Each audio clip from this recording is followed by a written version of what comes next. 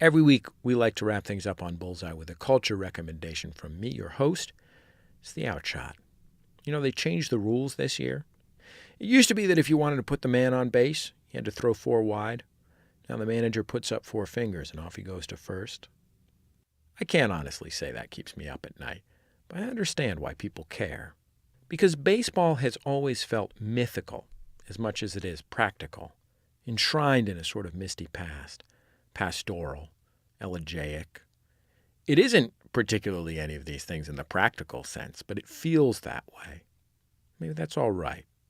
50 years ago, a man named Lawrence S. Ritter, who's a college professor, he taught econ at NYU, went out on the road with a tape recorder, the kind that was the size of a briefcase. He wanted to meet old-timers, the ball players who played with lumpy brown balls, spitballers, spike sharpeners, guys who worked at the plant in the off-season. The book he made out of their words might be the best book about American sports ever. It's called The Glory of Their Times. How close could you see, or did you watch the ball to the time it hit the bat? Well, I try to watch it as long as I could, you know. You watch it and try to see it, but I don't believe you really see it hit because it's traveling with tremendous speed. Some players swear that they can see that bat and that ball meet. Maybe they can. If they can, you can take the fastest camera. You got the camera right on it. It's pretty hard to distinguish if when the ball is hitting the bat. It's a blur, see.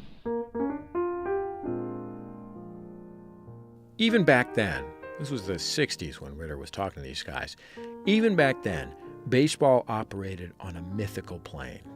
Willie Mays and Sandy Koufax were punk kids. There's a story in the book, Lefty O'Doul, guy from San Francisco. He says he was at a banquet with Leo DeRocher, who managed the Giants in the 50s. And he says someone asked him what Ty Cobb would hit today, compared to Willie Mays or Mickey Mantle. And O'Doul said, well, with that bright white ball, probably about what Mays hits, 340 or so. And really, says the other guy? That's it?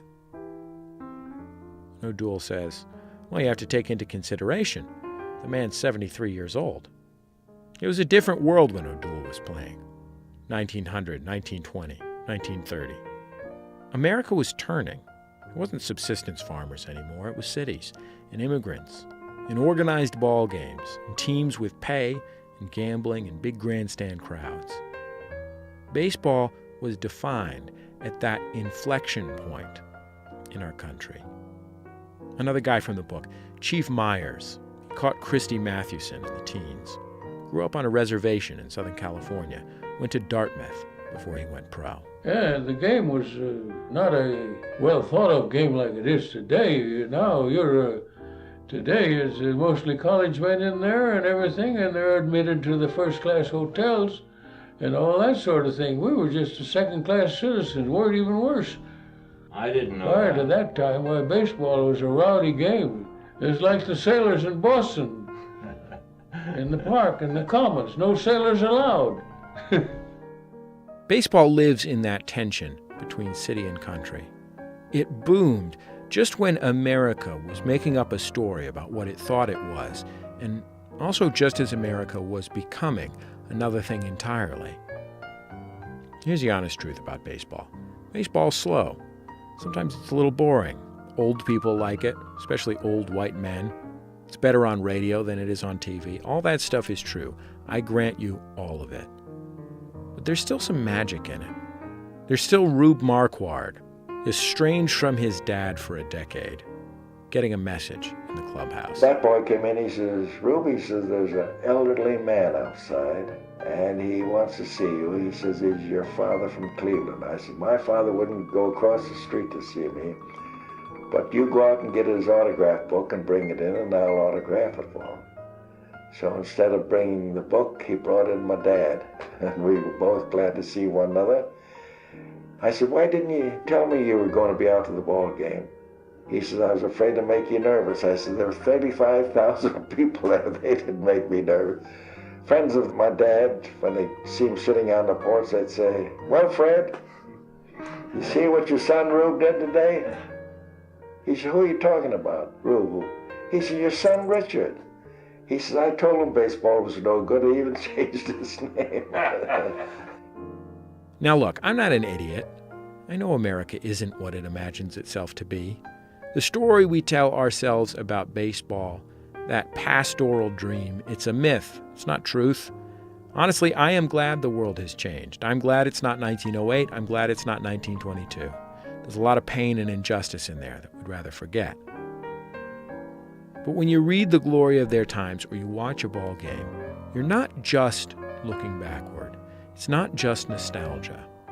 It's an in-between space, maybe a multi-space, prismatic, spanning time, bleeding a little bit into dreams. Smell that grass, pound a glove you bought. You're on a field in Brooklyn in 1875. A farm in Kansas in 1911. Sportsman's Park, St. Louis, 1956. Candlestick in San Francisco when the earthquake hit the World Series in '89. You're participating in a ritual. You're out of the timeline of your life, and you're in the timeline of America. So I say read these stories, the old-timers' stories. Watch a game. Languish in that place where the line between yesterday, today, and tomorrow gets blurry. Stretch out across an American century. Maybe the old commissioner, Bart Giamatti, put it best.